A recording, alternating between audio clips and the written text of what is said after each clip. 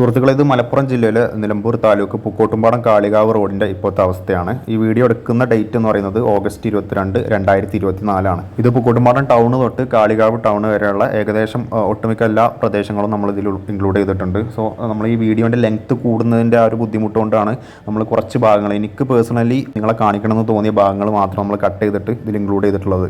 ഫെബ്രുവരി 28, 2023 Kerala infrastructure investment fund board ഇവിടെ പ്രദേശത്ത് സ്ഥാപിച്ച ബോർഡ് പ്രകാരം ഈ ഒരു പ്രൊജക്റ്റിൻ്റെ കംപ്ലീഷൻ ഡേറ്റ് എന്ന് പറയുന്നത് 18 മാസമാണ്. സോ അവർ പറയുന്ന ആ ഒരു കണക്ക് വെച്ച് നോക്കുന്ന സമയത്ത് നമുക്ക് ഈ ഒരു ഓഗസ്റ്റ് 28, 2024 ഈ ഒരു പ്രൊജക്റ്റ് കംപ്ലീറ്റ് ആവേണ്ടത്. ഇത് ഒരു വ്യക്തിയോ അല്ലെങ്കിൽ ഒരു പാർട്ടിയോ മാത്രം ടാർഗറ്റ് ചെയ്തിട്ട് അവർക്കെതിരെ ചെയ്യുന്നൊരു വീഡിയോ അല്ല. കാരണം ഇത് ഈ ഒരു പ്രദേശത്ത് ജീവിക്കുന്ന സാധാരണക്കാരായ ജനങ്ങൾ ഇപ്പോൾ അനുഭവിക്കുന്നൊരു പ്രശ്നമാണ്. ഏറ്റവും വലിയ ഒരു പ്രശ്നമാണ് നമ്മളിപ്പോൾ പൂക്കോട്ടുംപാടം കാളികാവ് റോഡിൻ്റെ ഇപ്പോഴത്തെ ഈ ഒരു അവസ്ഥ എന്ന് പറയുന്നത്.